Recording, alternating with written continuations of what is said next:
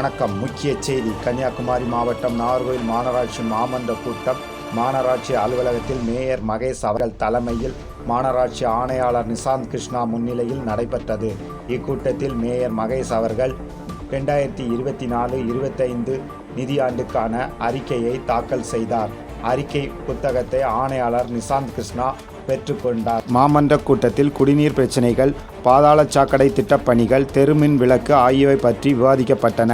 இந்த பிரச்சினைகள் குறித்து விரைவில் தீர்வு காண உரிய நடவடிக்கை மேற்கொள்ளப்படும் என்று மேயர் கூறினார். மாமன்ற கூட்டத்தில் துணை மேயர் மேரி பிரின்சிலதா, மண்டல தலைவர்கள், மாமன்ற உறுப்பினர்கள், துறைசார் அதிகாரிகள் கலந்து கொண்டனர்.